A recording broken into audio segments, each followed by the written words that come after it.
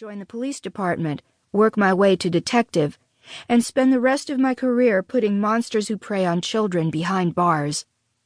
Withers scrubbed a palm over his face. The county caseworker shook her head. Nina ignored their reactions, focusing her attention on the judge. "Is that far enough into the future, sir?" Judge McIntyre narrowed his eyes. "You'll continue with counseling?" "Yes, sir." "Circumstances have made you very independent at an early age, Miss Esperanza," Judge McIntyre said. "But you must allow others to help you when you need it. Remember that." The courtroom fell silent. Every eye was trained on the judge, waiting.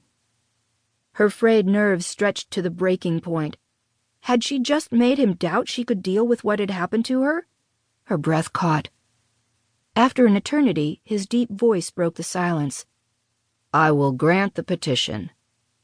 She exhaled with a long sigh. "Now for the remaining matter."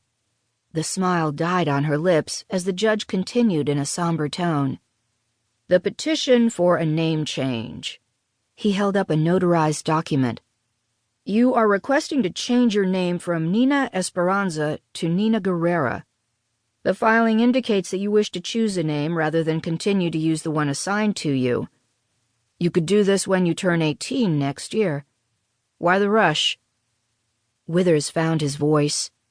"Your Honor, my client was given her current legal name by her original caseworker when it became clear adoption would be—" He cast her an apologetic glance. "Unlikely." Her gaze drifted down to her clasped hands. As a little girl, she was not among those with bouncy blonde curls and bright blue eyes. She did not have porcelain skin or rosy cheeks. The caseworkers never referred to her as sweet or shy. Instead, she overheard snatches of conversation peppered with words like headstrong and willful. She may not have fully grasped their meaning at the time, but she knew these terms, along with her dark hair, brown eyes, and tan skin, set her apart from the other girls, the girls who got adopted. Withers rushed to fill the awkward silence. "She had no say in the matter and believes the occasion of her emancipation from the guardianship of the Commonwealth of Virginia is the appropriate time to choose a name that reflects her new course." The judge raised a bushy gray brow at her. "Your new course?" She lifted her head to meet his gaze. "Do you speak Spanish, sir?" "I do not." She drew in a deep breath. Full disclosure was her best option. "I tracked down my very first caseworker from when I entered the system 17 years ago." The judge's expression darkened. "I'm aware of the circumstances."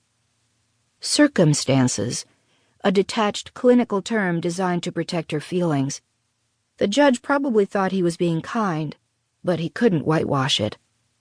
She had been left to die in a dumpster when she was a month old. Nina swallowed the lump in her throat and went on. "Her name is Myrna Gonzalez. She told me I'd originally been called Baby Jane Doe. She wanted me to have an ethnically appropriate name, so she called me Nina, the English version of niña, which means girl in Spanish. She also hoped I would be one of the kids who has a happy ending, that I would be adopted by a loving family, so she named me Esperanza, which means hope."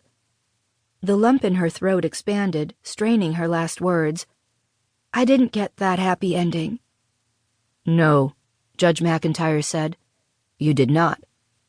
He didn't attempt to patronize her, which she appreciated.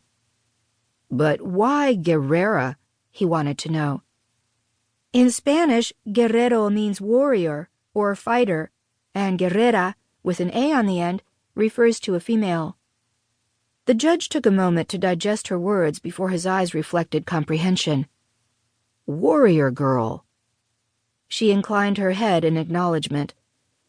"I've given up on hope," she said quietly, then lifted her chin. "From now on, I fight." Chapter 2. Present day, Lake Accotink Park, Springfield, Virginia. Ryan Schaefer tamped down his excitement. He had to keep his head in the game. So much careful preparation had